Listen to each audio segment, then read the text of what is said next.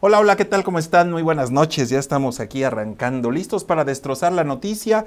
Y bueno, pues hay un tema muy importante del cual vamos a platicar largo y tendido este día, porque Puebla, entre muchas de las actividades que tiene en los últimos meses, en donde hemos tenido eventos de talla internacional, bueno, pues ahora la ciudad de Puebla se convertirá en sede de un evento también de talla internacional, como lo es el Congreso Megalópolis, Congreso Internacional Megalópolis, y de esto nos va a estar platicando tanto el director de este congreso, que es un buen amigo de este grupo editorial, Enrique Glockner, como también tendremos invitados de quienes serán algunos de los ponentes en este magno Congreso Internacional de Megalópolis, en donde, bueno, pues el tema central en esta ocasión es la resiliencia, la capacidad que tenemos para recuperarnos, para las ciudades como tales, para recuperarse y para enfrentar, pues, cualquier tipo de problema que acecha a un conglomerado social como el de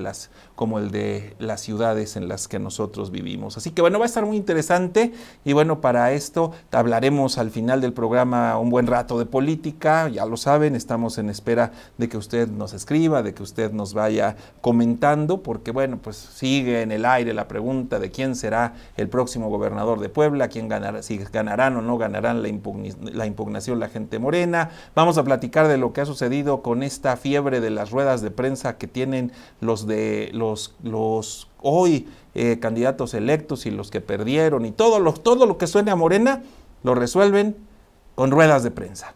Ya tienen rueditis de prensa aguda. De verdad que es una enfermedad que les está pegando muy duro, al grado que López Obrador cita hasta en sábado a ruedas de prensa. No es la excepción todo el grupo de Morena aquí en Puebla, empezando por Luis Miguel Barbosa, por Biestro, por José Juan, bueno, hasta Sindemex, este sindicato empresarial, ya lleva 2 en menos de una semana. Bueno, pues yo nada más tengo una reflexión. Si todo esto, porque los medios ya estamos tan saturados de ruedas de prensa diarias, que lo que nos está sucediendo ahora es que ya no nos damos abasto con los reporteros que tenemos en los medios. Si todo esto es para fomentar el empleo, mis respetos, que vaya que van bien, pero la verdad es que no se miden. Nosotros también tenemos otras actividades como medios y creen que estamos para cuando a los señoritos se les ocurra. Yo creo que ya le tienen que bajar, empezando por el presidente electo de la República, Andrés Manuel López Obrador, que ya le paren a sus ruedas de prensa, sobre todo porque te repiten lo que ya sabemos y le agregan por ahí un datito más. Pero bueno, hoy vamos a arrancar saludando a nuestro amigo y director de este Congreso Internacional Megalópolis, Enrique Glockner. ¿Cómo estás, tocayo? Tocayo, bienvenido. Buenas noches, gracias, pues, muy amable. Me imagino, andas saturadísimo con muchos temas y bueno, pues el día de hoy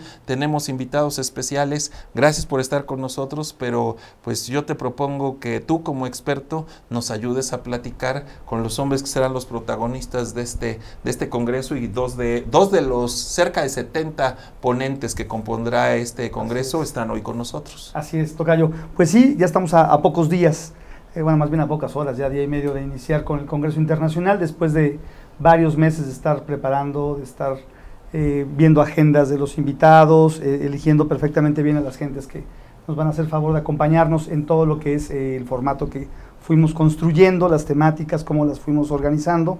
Y bueno, pues sí, como bien dices, bueno, ya están empezando a llegar nuestros amigos de distintos países. Hoy nos acompañan Félix Manito de Barcelona, de la Fundación Creanta. Félix, buenas noches. ¿Qué tal? Buenas noches. Enríquez al cuadrado. Y Jorge Melguizo de Medellín, que es consultor en temas de ciudades, en temas de cultura, en temas de desarrollo social. Bueno, encantado de estar acá en Puebla, segunda vez. Segunda vez en Puebla, había venido de vacaciones con la familia hace un par de años. Entonces, bueno, muchas gracias, Enrique, por la invitación al programa y Enrique por la invitación a Puebla. No, hombre, pues que sean bienvenidos ustedes porque pues le dan un realce especial a una ciudad que hoy se convierte en anfitriona de este evento, pero sobre todo que vienen ustedes a tocar un tema, uno de los muchos temas que son vitales para el desarrollo de las ciudades, que es en este caso el que, por lo que nos ha venido platicando Enrique Glockner, de lo que representa el tema de la resiliencia, la capacidad, en este caso de resiliencia de las ciudades. Yo te preguntaría si estás de acuerdo empezamos contigo, Jorge, que nos platicaras un poco de qué es de lo que vas a platicar en este congreso relacionado con la resiliencia, que es una palabra que mucha gente como que todavía no se familiariza tanto con ella, le suena extraña, pero que es un tema tan sencillo como lo que tú nos puedas explicar. Sí, resiliencia como concepto es salir adelante a pesar de las duras circunstancias por las que uno ha pasado. O sea, explicado en un dicho normal es pararse y volverse a caer, pero es caerse y volverse a parar. Sí. Pero al revés, es caerse y volverse a parar. Pero además pararse para una cosa mucho mejor de lo que uno era antes. Es decir, reconstruirse, recuperarse como sociedad. Reinventarse como sociedad. Nosotros en Medellín es lo que hemos venido haciendo desde hace 30 años. Medellín fue durante 20 años la ciudad con mayor tasa de muerte violenta del mundo. Tuvimos una tasa de 382 muertos por cada 100.000 habitantes en el año 91. Por dar un dato, Acapulco en su peor época ha tenido 111 muertes por cada 100.000 habitantes.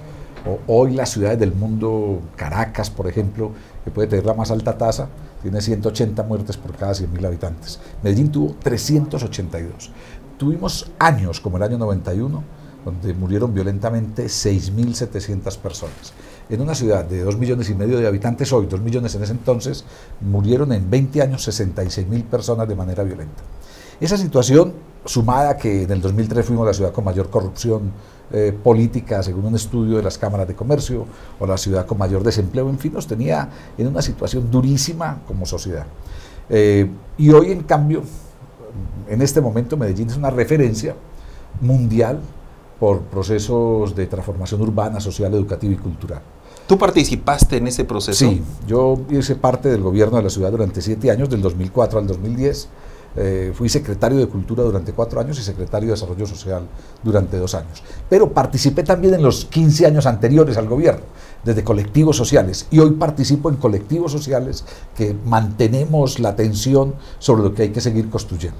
Y hoy Medellín tiene el 5% de la tasa de muerte violenta que tuvimos antes, es decir, hemos disminuido 95% nuestra tasa de muerte violenta en la ciudad, y hoy somos la ciudad que más inversión extranjera trae, somos la ciudad con más alta calidad de vida del país, y somos una ciudad dura, intensa, dramática, sigue siendo difícil en muchos sentidos. No hemos ganado la batalla, esto es una tarea de todos los días, somos una ciudad muy frágil, en un país muy frágil, en un continente muy frágil, pero lo que hemos hecho nos tiene hoy en la mira del mundo, pero además a nosotros como ciudad nos tiene en otro estado distinto, con un mayor optimismo, con una mayor posibilidad de enfrentarnos a esos grandes desafíos, no solo de la criminalidad, sino de la corrupción y de la inequidad, que es uno de los grandes males de Latinoamérica. Y estamos en esa tarea, o sea, con acciones públicas, con acciones sociales y con un gran proyecto de vinculación del empresariado en todas estas tareas. Oye, Jorge, pues me parece que no solo va a ser interesante que tú nos platiques algo que para nosotros ya es un tanto familiar, esa problemática de ciudades violentas, que nos digas cómo han logrado ustedes esa resiliencia, cómo se han transformado de manera evolutiva, pero algo que lo platico para quienes nos están viendo, algo fundamental, es que además dentro de tu ejercicio profesional también ejerces el periodismo. Sí, yo por formación soy periodista, ejercí el periodismo activo durante mucho tiempo, incluso en televisión. Hay un programa que continúa al aire, que empezó en el año 91. Yo ya no hago parte del programa, pero el programa lleva 28 años al aire en la televisión regional de Medellín. Un programa para contar la ciudad y contar los jóvenes de la ciudad. Año 91, morían 18 jóvenes cada día en forma violenta. Por lo tanto, la única manera de que un joven saliera en medios de comunicación en Medellín, de que un medio de comunicación se interesara por un muchacho, una muchacha, era si era asesinado o si era un asesino. Y nosotros diseñamos un programa de televisión para contar esos otros jóvenes que no eran ni asesinos ni asesinados. Y dijimos, ¿qué están haciendo esos otros jóvenes en la ciudad? Y empezamos con un programa Arriba Mi Barrio, hoy se llama Camino al Barrio, y es uno de los programas que ha permitido una cohesión distinta como sociedad, que nos ha permitido vernos, que nos ha permitido entendernos, tener una conciencia de nosotros mismos como ciudad, pero que también ha generado algo muy importante, que yo creo que es una tarea fundamental de los medios de comunicación, ser referentes. Y es que el programa se diseñó con un propósito, que un joven que viera ese programa dijera, yo quiero hacer eso o yo quiero ser como ese. Y empezamos a mostrar la cantidad de proyectos de vida que se estaban haciendo en Medellín en medio de la muerte más dura que teníamos. Y empezamos a construir esas historias sociales, a volver la historia individual, a volver una historia colectiva. Y yo creo que bueno, también ese ejercicio periodístico ha hecho parte de una forma de narrar la ciudad, de narrar nuestro horror, de narrar nuestro dolor, pero también de narrar nuestra transformación. En un rato más vamos también a escuchar un poco de lo mucho que nos puede aportar Félix Manito, pero en un momentito nos platicas, porque creo que nosotros que vivimos que tenemos tantas ciudades violentas en México, de repente como que no vemos la luz al final del túnel, como que nos sentimos que estamos verdaderamente enfrascados ya en una vorágine de la que no encontramos cómo salir. Pero con la experiencia de ustedes, a ver si en un ratito más nos dices cuánto tiempo, si se hacen bien las cosas, pueden cambiar para bien en el caso de ciudades violentas. Félix, bienvenido también. Gracias. ¿Cómo estás? Una vez más aquí con ustedes en este programa y en Puebla, y comparto mi agradecimiento a Enrique y poder participar en este encuentro que va a ser excepcional y una buena oportunidad para la ciudad de Puebla, para conocer otras experiencias y para ayudarla a transformarse y hacerla más igualitaria, menos desigual, ¿no? Que yo creo que ese es uno de los retos de la resiliencia, ¿no? Es decir, trabajar por la igualdad. Oye, Félix, tú fuiste parte, digamos que tú fuiste testigo de cómo fue naciendo esta idea de Enrique y de todo lo que vislumbró ya como congreso, que ahora es pues, prácticamente una realidad. Estamos ya a día y medio de iniciar, pero yo te preguntaría, porque en el caso de Colombia, pues me queda claro que hay tantas cosas en común en estos temas de inseguridad, por ejemplo, que sí sabemos tenemos una idea clara de la necesidad de esa resiliencia, ¿no? De esa capacidad para reinventarse. Pero pues ciudades como Barcelona, en donde hoy vamos, la visitamos y todo es bonito, ¿no? Digo, y no quiere decir que las nuestras no sean bonitas, pero digamos que esos países ya un tanto más avanzados, ¿cómo se aplica la resiliencia en una ciudad, digamos, que tiene un avance de desarrollo mayor que las ciudades de América? Ahí hay en la agenda tres grandes temas desde la mirada europea, ¿no? La primera es el reto del cambio climático, lo que eso significa para las megalópolis. Yo creo que eso va a tener que ser uno de los temas centrales. Es una agenda internacional, hay el Acuerdo de París, y ahí está en la agenda de las grandes megalópolis el reto del cambio climático, y eso tiene que ver con un tema central, que es el tema de la movilidad, y cómo hay que cambiar, y ese es un tema también de resiliencia, cambiar la cultura, cambiar las mentalidades y hacer entender, para hablar en clave de Puebla, ¿no? Cambiar la mentalidad de que el auto es el centro de nuestras vidas, para entender que las ciudades tienen que ser ciudades para caminar, ciudades para los peatones, que esas ciudades van a ser mucho más, esas ciudades que se puedan caminar van a ser ciudades más igualitarias, más habitables. Y ese es uno de los temas, y ese es uno de los temas que también se están llevando a cabo en Europa. Y en mi ciudad, en Barcelona, su gobierno local ha tomado la decisión que el eje central que tiene que dominar la política de movilidad es favorecer al peatón. Esa es la prioridad de la movilidad en la ciudad de Barcelona. Hay un segundo tema un poco relacionado con lo que planteabas, de que externamente sí, parece que una ciudad como Barcelona, cuando vas como visitante, como turista, estamos bien. Está perfecta, ¿no? Pero ahí hay un tema también que yo creo que es central y que va a surgir estos días, y es el problema de la vivienda. Recientemente ahora nuestra alcaldesa, junto con otras ciudades, París, Montevideo, grandes ciudades, presentó una declaración en la ONU haciendo una llamada de atención al problema tan grave que hay sobre la vivienda. Estamos esas grandes ciudades, mi ciudad, por ejemplo, se está viendo sometida a un proceso creciente de intervención de grandes poderes económicos que están utilizando la vivienda como vía de inversión, están utilizando ese bien público de primera necesidad que es la vivienda, están haciendo inversión, comprando grandes edificios en el centro de la ciudad, expulsando a sus habitantes para de eso generar la vivienda como un proceso de financiación y de generación de negocio, ¿no?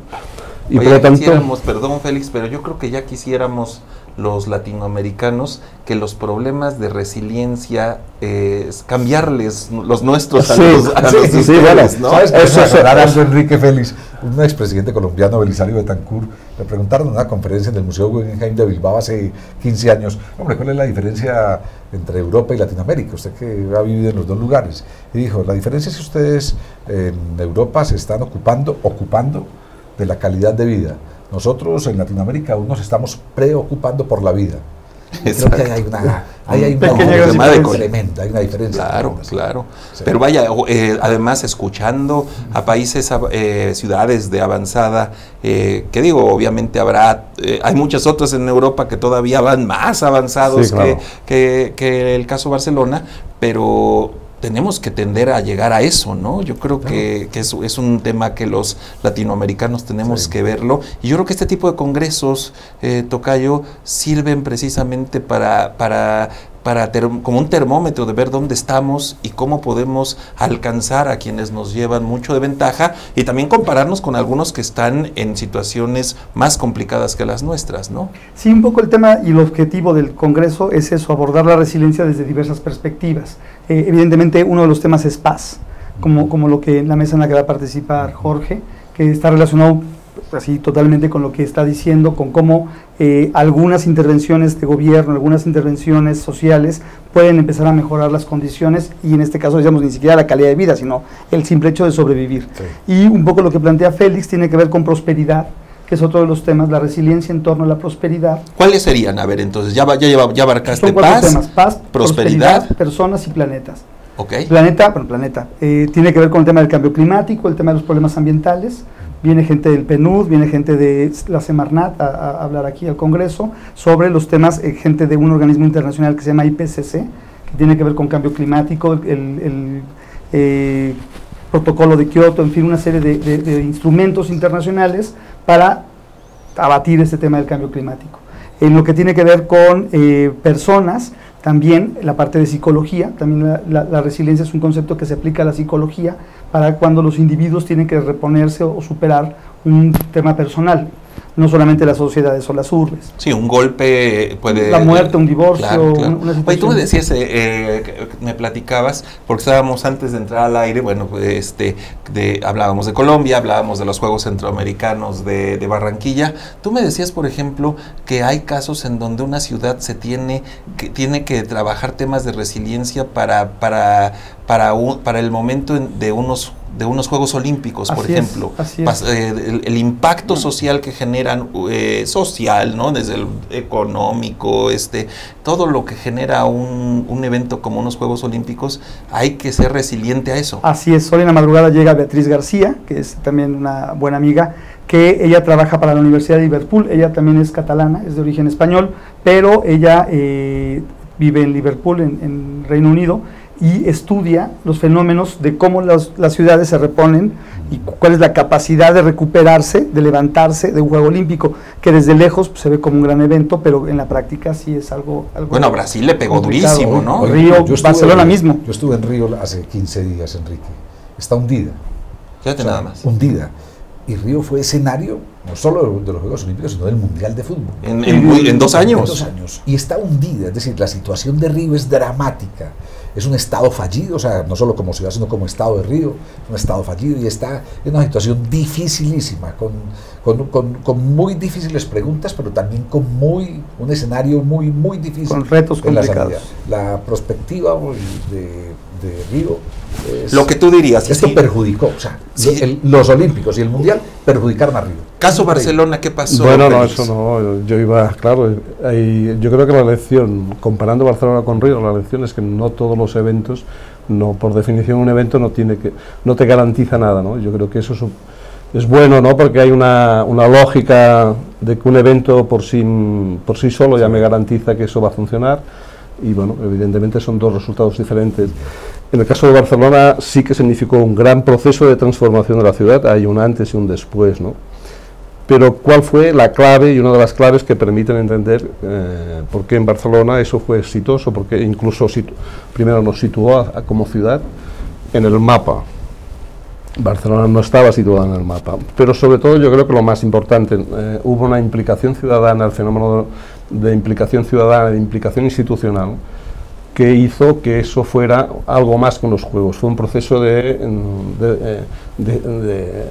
encuentro ciudadano, es decir, de autoestima, de recuperación del valor de la ciudad, y eso es, digamos, hoy en día... Tema de orgullo, como le pasó a la Sí, famosa Expo en Sevilla, ¿no?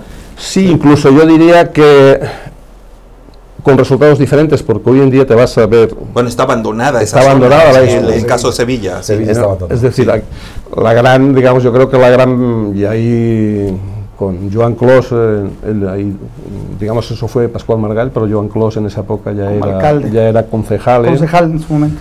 Pero él ya conocerá, pero Barcelona, la gran ventaja que hizo de los Juegos Olímpicos un tema fue una oportunidad para transformar zonas de la ciudad. Por ejemplo, Barcelona vivía de espaldas al mar. Éramos una ciudad que desconocía, se recuperó toda una zona, había toda una zona de instalación industrial y que hoy en día son las playas de Barcelona. Digamos, el proceso de evento fue un proceso de transformación de la ciudad, de recuperar espacios para la ciudadanía, de implicación ciudadana, y eso, digamos, fue todos los aspectos de implicación institucional, porque fue un tema que hubo la implicación a todos los niveles, ¿no? Desde el gobierno central hasta el gobierno local, todos estuvieron implicados en esa iniciativa, ¿no? Oye, hasta los últimos barrios de Chabolas. Sí, bueno, o sea, claro. hasta los Olímpicos fueron el motivo principal en Barcelona para acabar con los barrios de Chabolas, es decir, con casas de cartón y de lata en Somorrostro, en la zona de Somorrostro, en Montjuic, la zona donde... Bueno, eso fue un poco, sí. Ahí es donde está la... Bueno, donde está el Estadio Olímpico, Okay, donde está en Montjuic, eso era una zona, digamos, que había sido de asentamiento informal, de barracas. Oye, Félix, aprovechando que nos estás platicando y que salió a colación el nombre de Joan Clos, porque será quien imparta la primera de quien arranque con el Congreso con una conferencia magistral. Para quien no conoce quién es Joan Clos, pero sobre todo siendo tu paisano, alguien cercano a ti incluso, danos una idea de la importancia de la presencia de este hombre aquí en Puebla. A ver, yo creo que es una oportunidad excepcional. Joan Clos tiene un recorrido, él empezó como concejal y yo diría que en su trayectoria, uno de sus primeros activos, él fue concejal de lo que se conoce como la zona del Raval, o la zona, digamos, céntrica, la zona centro de Barcelona, y él fue de los que impulsó el proceso de transformación de ese centro histórico, que ha evitado que ese centro sea un gueto. Hoy en día, hoy lo compartía con Jorge, le decía, ha habido un proceso de intervención pública, de transformación, de creación de espacio público, de ubicación de equipamientos, y todo eso se inició cuando Joan Clos era concejal. Después, tuvo 2 mandatos como alcalde de la ciudad de Barcelona, le tocó administrar la continuidad de Pascual Maragall y, por lo tanto, con el conocimiento de lo que significa liderar y gestionar una ciudad como Barcelona, ¿no? Después tiene otra fase también importante, y es como ministro del gobierno. Él fue ministro también del gobierno, ministro de Industria. Digamos, eso forma toda su trayectoria de gestión y de conocimiento, por lo tanto excepcional en España, pero lo más relevante es la responsabilidad que ha tenido en los últimos años, casi 15 años que ha sido responsable de ONU Habitat, que es el organismo de Naciones Unidas destinado a pensar y a trabajar por las ciudades y por lo tanto conoce de primera mano cuál es esa agenda de las grandes ciudades y por lo tanto yo creo que tener su visión, él hoy tuvo la Secretaría de ONU Habitat. Es un ícono en tema de ciudades en el mundo, ¿no? Yo le daría dos méritos importantes a Joan Clos, digo, complementando un poco lo que dice Félix. Primero, es el papá de este documento que se llama hoy día la Nueva Agenda Urbana. Bueno, es el producto de un trabajo de mucha gente, pero el liderazgo, la iniciativa, es Joan Clos quien la toma en el evento que hubo en Quito, Ecuador, hace 2 años, que es Habitat 3, y nace este documento como la carta ahora de las ciudades, para poder hacer la gestión de una forma, digamos, con un plan general para las ciudades. Claro. Ya cada ciudad tendrá que aterrizarlo en el tema, en el rubro que le interese más. Y lo segundo, el haber puesto en la mesa un concepto que durante prácticamente 30, más bien 40 años estuvo perdido, que es el tema de derecho a la ciudad. Este concepto que nace en Francia a finales de los 60s, de alguna forma tuvo su auge a principios de los 70s, posteriormente, digo, para mí sintomático que la misma edición del libro más reciente en español, antes de la que hubo después de 2016, era por ahí de 1980 y tantos, o sea, durante 20 años prácticamente no se publicó en español, no sé en francés, que es la lengua original de este libro, pero sí Joan Clos logra retomar ese concepto y esa idea de que los ciudadanos volvamos a ser dueños de la ciudad contra toda esta idea de urbanismo de vehículo, con esta idea de urbanismo moderno que beneficia más bien el que los ciudadanos estemos a un ladito y mientras menos nos veamos mejor, ¿no? Impresionante, ahora ves, ¿no? Le estaba yo viendo noticias sobre los cambios a nivel de movilidad en Ámsterdam en los días recientes. Es impactante toda esa, pero cambiarle el chip, creo que cambiarle el chip al ciudadano, yo creo que para el europeo, como llevan años de ventaja en cuanto a haber tomado estas decisiones, les es más fácil, pero a nosotros nos cuesta mucho trabajo, incluso al funcionario, ¿no? Aquí, por ejemplo, lo tuvimos muy claro, no sabían, o sea, lo que hicieron, estas cosas de ciclovías que fueron a poner acá, pues vaya, son un contrasentido a lo que son las ciclovías en ciudades en donde las integran, ¿no? Como Medellín, por ejemplo, ¿no? Sí, pero no somos tan diferentes, y platícanos. No, yo creo que no es una excusa.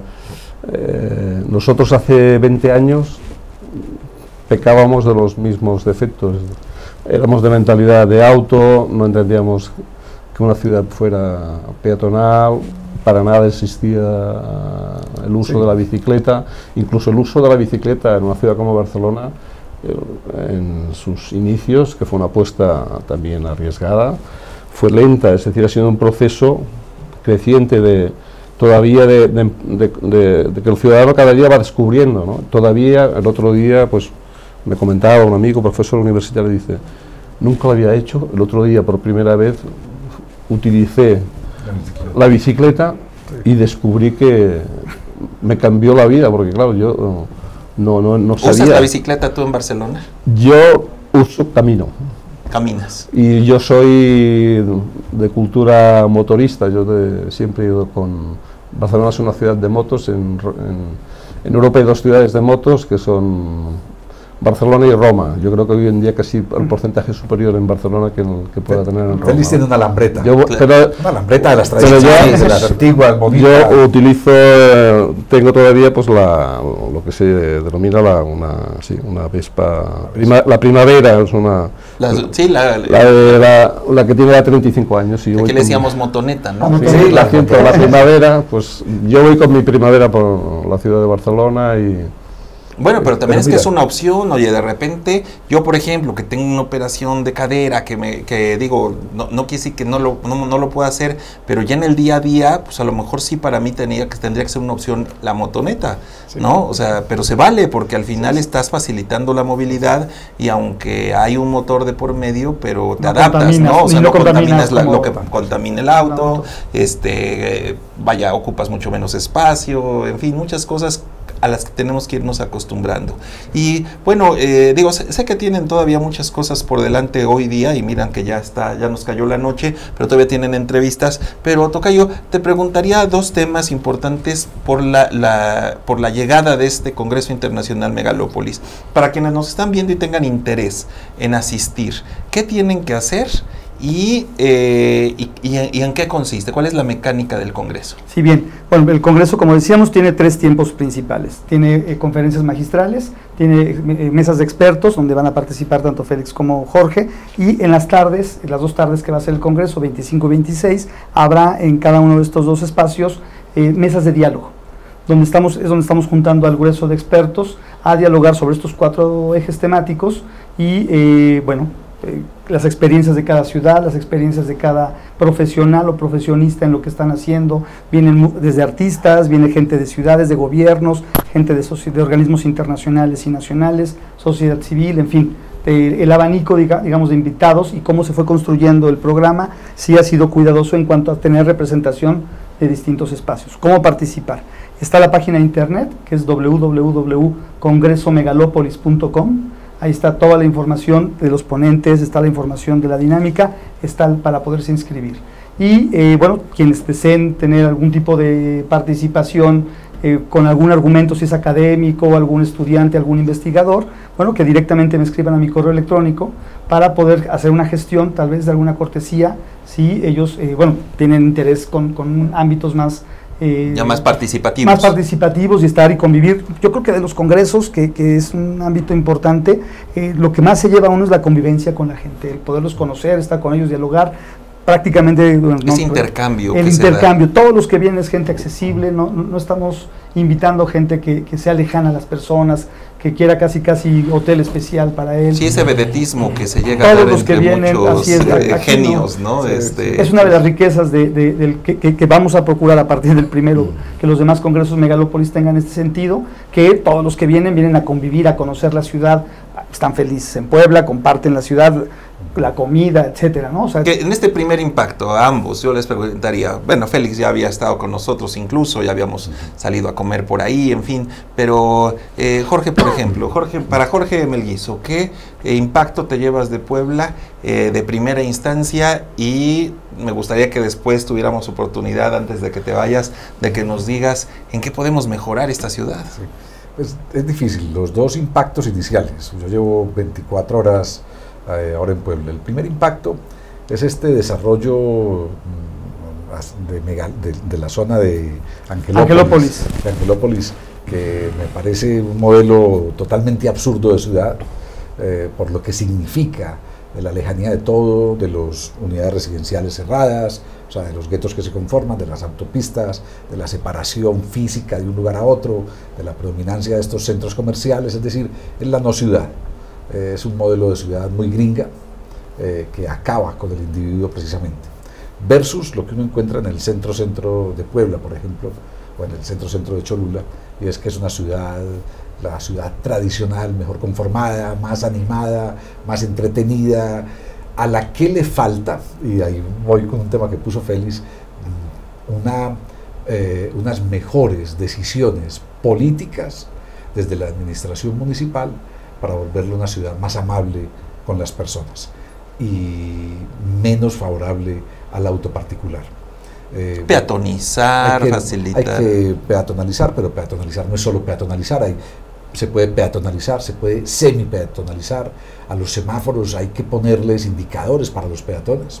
La mayoría de los semáforos, o todos los que yo he visto, son solo para autos, entonces hay que tener un indicador de seguridad. Es el semáforo sencillo que te dice si te faltan 10 segundos o 30 segundos para cruzar la calle, que todos podamos verlo, pero que sea además unos cruces peatonales más amables, mejor señalizados. Es decir, una ciudad donde un niño de 7 años puede andar solo, y creo que ni siquiera el centro que es una ciudad más configurada, más ciudadana. Más ciudadana, que por ejemplo en la zona de Angelópolis, pues en Angelópolis no me imagino un niño de 7 años andando por ningún lado. No, bueno, pues es que como lo dices, o sea, tendemos hacia un Houston, tendemos, o sea, digo, ojalá que tuviéramos, cuando menos ahí tiene las vialidades y los espacios, ¿no? No tiene sentido, es decir, no tiene sentido. Te entiendo.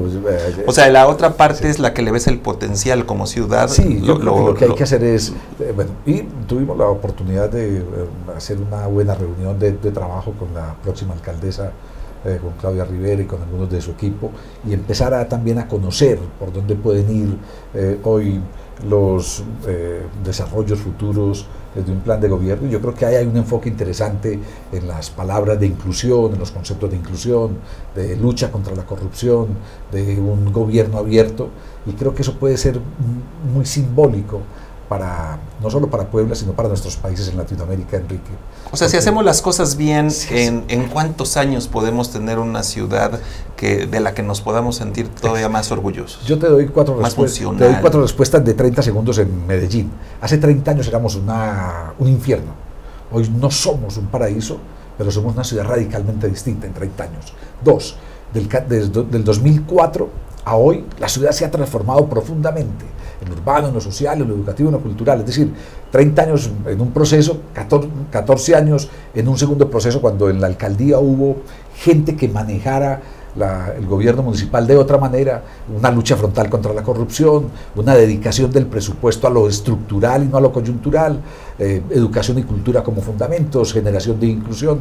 Una tercera respuesta es que nosotros empezamos a ver resultados, estos últimos 14 años empezamos a ver resultados al año, a los 2 años. O sea, hay que mandar mensajes inmediatos a la comunidad, pero... O sea, no quiere decir que los vamos a ver en 30, sino en poco tiempo... O sea, los 30 años que hemos vivido, los 14 años de una gestión pública distinta en Medellín, se empiezan a ver inmediatamente. Es decir, los resultados se pueden ver inmediatamente, pero también tiene que pasar algo. La comunidad tiene que involucrarse. Lo público, Enrique, no es un asunto de la próxima alcaldesa o del próximo gobierno. Lo público es un asunto de toda la ciudadanía. Se tienen que involucrar los empresarios, los medios de comunicación, las organizaciones sociales, comunitarias, las ONGs, las iglesias de cualquier corte, cristianas, católicas. Esto es las universidades públicas y privadas. Las universidades tienen que salir de ese nicho que las encierra y convertirse en productoras de conocimiento para la ciudad. Entonces los resultados se pueden ver también inmediatamente. Y una cuarta respuesta: hoy en Medellín cada día es un desafío. Es decir, no hemos terminado. Hay gente que dice, no, pero usted lleva mucho tiempo trabajando, son una ciudad muy distinta, sí, pero cada día es un desafío, por esa fragilidad de la que te decía hace un rato. Cada día tenemos que seguir aprendiendo de otras ciudades, no podemos caer en la prepotencia. Hay que sostener lo que las ciudades hacen a pesar de los cambios de gobierno e incluso a pesar de los cambios de partidos políticos en el gobierno. Las ciudades no pueden dejar atrás lo que han construido. Y en el caso de tu experiencia, Félix, que no solo hablando de Barcelona, sino de la experiencia recorriendo el mundo como consultor, como ponente, como un especialista en ciudades, si corregimos, si hacemos las cosas bien, la misma pregunta que le hacía yo a Jorge, ¿qué tiempo nos podemos tardar en llegar a lo que ha logrado una ciudad como Barcelona? Yo creo que es importante un poco saber hacia dónde se quiere ir. Es una decisión muy necesaria para cualquier ciudad, a dónde queremos ir, ¿no? Y saber centrar cuáles son los temas prioritarios, ¿no? Y yo diría que hoy en día, y eso es uno de los temas centrales de una ciudad como Barcelona, es poner el foco en el tema de la desigualdad. Ese es uno de los temas que tiene que abordarse en todas las ciudades, y abordar la desigualdad intentando conocer, porque ese es el gran reto también de las megalópolis, de las grandes ciudades, digamos, cómo transformarlas, y poniendo el foco no en los efectos, sino en las causas. Les comparto una experiencia. Nuestra ciudad de Barcelona se ha transformado, pero todavía también tiene retos permanentes y diarios, y hay zonas en las cuales los servicios públicos o ofertas educativas no tienen el mismo nivel, es decir, hay una desigualdad territorial. La necesidad de que esa desigualdad se corrija y se discrimine positivamente. Se tiene que poner el foco en hacer que las periferias también sean ciudad. Yo creo parte de la ciudad. Yo creo que ese es hoy en día ese es uno de los grandes temas, ¿no? Y ahí lo enlazo con otro de las paradojas con las cuales convivimos, ¿no? Hemos estado viviendo un mundial y hemos estado viendo que nos han estado explicando la selección francesa, sus orígenes. Una gran parte de esos jóvenes que han ganado el campeonato mundial provienen de las banlieues de París, ¿no? Y Mbappé viene de ahí, de esos barrios, ¿no? De los barrios más duros. De los más duros. Saint-Denis es un departamento, y eso es de los barrios con las peores condiciones de vida que existen, con poco equipamiento. Es decir, eso es un poco... Pues como acá nuestros grandes campeones de boxeo salen de Tepito, ¿no? Sí, Así es. pero claro, hay de los lugares de ricos, sale de los lugares de lucha. Los barrios sí, nos crea una afición, es decir, hay la afición del ascensor social, y eso nos crea una afición que no es, digamos, yo creo que no responde a la realidad, y que hay que, digamos, eso nos... Francia se ha sentido ganadora, ha transmitido un mensaje de integración, pero eso convive con otra Francia, con esos problemas en esas zonas, con problemas también de integración. Es decir, a la vez que Francia estaba ganando el mundial, en la población de Nantes había unos disturbios con un problema de conflictos, y eso nos tiene que orientar sobre que esas son la complejidad, la complejidad de las grandes megalópolis hoy en día, ¿no? Es decir, cómo podemos ahí combinar una ilusión que nos puede generar, en ese caso el fútbol, con otras realidades que todavía no han tenido resultados. Pues a ambos, de verdad, Félix, muchas gracias a Jorge Melguizo, a Félix Manito y al director de este congreso, a Enrique Glogner,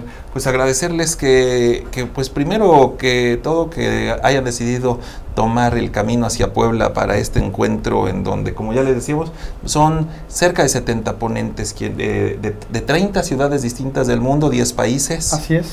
Que van a estar presentes miércoles y jueves. Se inaugura con la conferencia magistral de Joan Clos. Habrá una segunda conferencia magistral el día jueves con José Luis Amaniego, que es CEPAL. De la CEPAL. Él es director de Desarrollo Sostenible de CEPAL, que es uno de los organismos en América Latina más importantes, que también están velando por esto de los objetivos de desarrollo y por todo este asunto. Entonces son dos actores importantes que están... Más todo lo que van a aportar estos expertos en la materia. Como ya lo decía mi tocayo, me consta, porque conozco a algunos ya de ellos, y que me dicen que lo primero que me retratan es una apertura, un interés de intercambiar conocimientos, de aportar, de hacer una crítica siempre constructiva de lo que tenemos, de lo que ellos tienen, y de tratar de ir mejorando nuestras ciudades, sobre todo aquí de América Latina, y por supuesto casos como el de Barcelona, del que mucho tenemos que aprender. Así que bueno, pues el tema es resiliencia. Les deseamos mucho éxito. Yo ahí estaré con ustedes el próximo miércoles por la mañana en este evento, y con muchas ganas de escuchar a Joan Clos y a todos los demás invitados. Y bueno, pues yo creo que habrá que entrar a un proceso de reflexión posterior a este congreso, y que no sea, como me imagino también hay algunos casos en donde hay encuentros en donde todo se queda, todo se queda en el evento y no hay un seguimiento. Yo creo que en este caso hay mucho que aprender, y que sirva para todos los que se divierta a la sociedad poblana de primera instancia. Que se aterrice, ¿no? Acá, y a todos los visitantes, porque viene gente de diferentes partes del país. También como parte del congreso, como asistentes. Y en Puebla estamos haciendo la Cátedra Megalópolis con las universidades, que es un evento que también nos ayuda a difundir. Haremos uno antes y uno después de cada uno de los eventos que organicemos. Ya hicimos en 4 universidades eventos previos, y ahora terminando haremos esto y unas memorias y una serie de aprendizajes con, por ejemplo, Ciudades Creativas de Fundación Creanta, con Jorge y con la otra red de gente con la que trabajaremos este primer congreso y para adelante. Pues tocayo, muchas gracias por acompañarnos y de verdad mucho éxito. Gracias por estar con nosotros. Vamos a seguir acá porque tenemos un montón de llamadas, obviamente algunos respecto a los temas que hemos platicado, otras de las llamadas tienen que ver con preguntas sobre el tema político que está tan caliente en Puebla. Gracias a todos quienes nos están viendo y bueno, pues saludos a José Alejandro Godínez Martínez, a René Lazar, que también lo veía yo por aquí conectado, a este Ricardito Ruiz, que bueno, saludos, Marina Huerta. Dice, ese hombre sí sabe, y hay aplausos, me imagino para alguno de ustedes, o para ambos, porque la verdad es que son gente probada en cuanto a su experiencia, entre lo mucho que pueden aportar. Bueno, pues, gracias tocayo, los dejamos, vamos a poner una pequeña cortinilla, yo sigo platicando con todos ustedes, mientras despedimos a nuestros invitados, porque, bueno, pues tienen todavía por ahí algunas entrevistas por delante, ¿no? Sí. O sea, adelante tocayo, muchas gracias, mucho éxito. Gracias. Bueno, pues mientras yo les sigo aquí platicando, bueno, pues fíjense que uno de los temas interesantes que sucedieron este fin de semana, pues fue principalmente lo que aconteció con estas ruedas de prensa que se han dado en el caso del presidente, el presidente electo Andrés Manuel López Obrador, que bueno, pues ha tocado el tema, que sí del aeropuerto, que sí del avión, que sí de la corrupción, pero creo que el tema central en este momento es el tema del fideicomiso. Este fideicomiso que se descubrió existió por parte de Morena, un fideicomiso que ha pues generado un tremendo escándalo, sobre todo por algunas cosas que dicen que no hagas cosas buenas que parezcan malas, ni malas que parezcan buenas. En este caso hay algunas que son francamente indefendibles.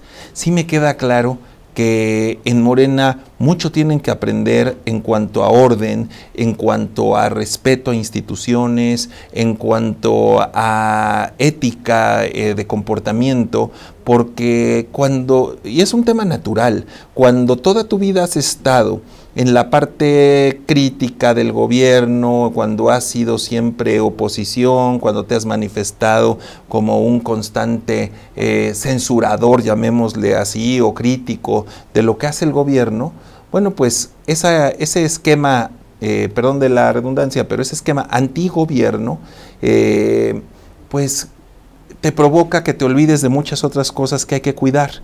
Y cuando ya te conviertes o vas a convertirte en gobierno, pues te das cuenta que no estabas preparado para cuidar ciertos temas en los que siempre hay que cumplir. Entonces, si existe una ley electoral que determina que, por ejemplo, en el caso de la inyección de dinero a las campañas, si existiese un fideicomiso creado por un partido, se tiene primero que todo dar aviso al órgano electoral, en este caso al Instituto Nacional Electoral, y no lo haces, pues ya de entrada ya incumpliste con la ley. Y no te puedes después tirar al piso y decir, es que a mí me están persiguiendo y esto es una venganza. No, a ver, serenémonos un poco. Si bien es cierto, puede haber un exceso en el Instituto Electoral que a lo mejor, digamos, se tomó atribuciones que probablemente no tenía en su momento. La verdad es que el simple hecho de no haber reportado el famoso fideicomiso, la creación de este fideicomiso para que militantes le fueran depositando dinero para de ahí ayudarle a los damnificados del sismo, bueno, pues si la ley dice que hay que reportarlo, pues chingado, lo reportas. Y ese es un problema que no quieren entender y creo que lo tendrán que ir entendiendo, porque si no, pues al ratito, ¿cómo le van a decir a aquel que pues se le hace fácil depositar dinero en efectivo en una cuenta y que lo sancione el SAT? Le van a decir, pues si el presidente le hizo así igualito, ¿a mí por qué me van a sancionar? Pues porque hay leyes que se tienen que cumplir, hay reglamentaciones que se hacen precisamente para evitar que se lave dinero en un país en donde parte de la forma en la que se manejan muchas cosas es a través de dinero lavado. Bueno, ese es por un lado. Por el otro, si ya les demostraron que, digamos, carruseles de personas acudieron a determinadas sucursales bancarias a depositar de a 50,000 pesos, 50,000 pesos el de atrás, 50,000 pesos el de atrás, y cuando acababan de pasar los 5 o 6 que estaban en la cola, el primero ya se había formado atrás y llegaba con otros 50,000 y los depositaba. Y están los videos y están las sábanas de registros de estos depósitos. Pues, ¿eso qué quiere decir? Pues que estaban inyectando un dinero a una cuenta que no es propiamente una donación. Aquel que quiere hacer una donación en beneficio de una persona, pues va, la hace, junta toda su lanita y la aporta. No, aquí llevaban dinero en efectivo y juntaron, y en un ratito, pues varios millones de pesos los depositaron de la misma forma, en diferentes sucursales. ¿Qué quiere decir esto? Que tenían un bonche de lana, que no sabían cómo inyectársela a una cuenta bancaria de un fideicomiso que iba a servir para darle su lanita a los damnificados por el sismo. Entonces, ¿en qué se traduce esto? Pues en dinero disfrazado para dar aportaciones de 2,000, de lo que ellos manejan, que le fueron dando a cada uno de los damnificados, y que pues obviamente cuando te presentas como alguien de un partido político y le das una lana como estas, pues implica una compra de voto disfrazada. Esa es la realidad. Ahora, no quiere decir que nosotros no lo hagan, ¿eh? No quiere decir que el PRI no lo hizo en el caso cuando fue presidente Peña. En esa campaña, pues se quedó demostrada las famosas tarjetas de Monex que se utilizaron para dársela a muchos posibles votantes y que les decían, pues esto te lo mandan de parte del candidato o de parte del PRI. Y bueno, pues en ese caso vuelve a ser lo mismo, una compra de voto pues disfrazada, llamémosle así. Y no quiere decir que Moreno Valle no hace lo mismo aquí en Puebla y que Ricardo Anaya también buscó esquemas, ¿sí? Aquí el asunto, si dicen que pena no es robar sino que te cachen, aquí los agarraron y fueron muy burdos. Y eso, cuando te cachan, te enojas. Y creo que es en lo que tendría que reflexionar Andrés Manuel López Obrador. No se puede enojar. Tiene mejor que sancionar a quienes lo hicieron. Y si fue con su aval, pues ahí sí les dice, pues discúlpenme, pero ni modo que yo digo, pues es un tema normal que no debiera ser así, pero pues seguramente pues en estas cosas pagan justos por pecadores, ¿no? Y entonces le dirán, pues oiga, pues si a mí nomás me dijeron que fuera a depositar, bueno sí, pero tendría que haber sanciones también a la dirigencia nacional de su partido, porque la propia Jade Kolpolemsky ya salió a decir que fue un error de ella no habérselo reportado al INE. Pues si fue un error, acuérdense que en este país la ignorancia de la ley no te exime de su cumplimiento, es una máxima. Y no solo en este país, o sea, es una máxima de derecho. Entonces, si existe una ley y tú no la leíste, no la tomaste en cuenta y te valió, o simple desconocimiento, no te exime de que tengas que cumplirla, para eso vives en un país de leyes. La señora ya dijo, pues la verdad sí se me pasó.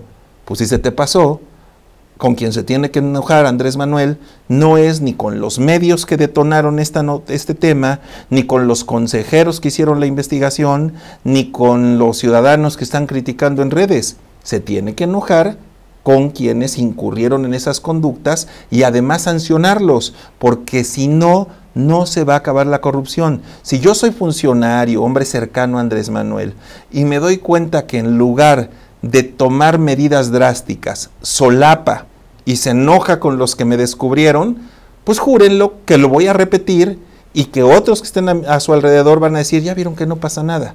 Entonces, él que está anunciando que se va a acabar la corrupción, pues con esos ejemplos, con esas medidas o con esa actitud de tapadera o de solapamiento, pues simple y sencillamente no va a cambiar la historia de este país. Él tiene que ser muy duro.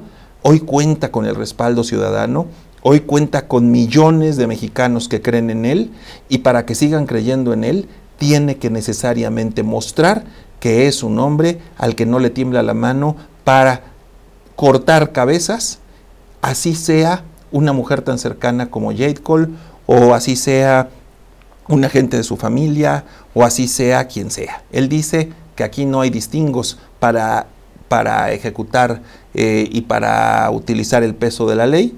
Pues hoy tiene en sus manos la posibilidad de hacerlo, que nos demuestre que es capaz, que tiene esa voluntad, y vamos a empezar a creerle de a veras y a dejar de pensar que no eran más que poses de campaña. Creo que él está ante una gran oportunidad y hoy por hoy tiene que demostrarlo. Bueno, pues ya llegamos al final de esta emisión. Gracias. Fernando Maldonado estará con nosotros nuevamente el día de mañana. El miércoles estaremos muy probablemente transmitiendo desde el Congreso Megalópolis. Estemos allá transmitiendo Fernando y un servidor. Y platicando con algunos de los muchos ponentes que asisten, y bueno, por supuesto que están todos ustedes invitados. Nos escuchamos y nos vemos por lo pronto el día de mañana aquí a las 8 en Destrozando la Noticia. Buenas noches.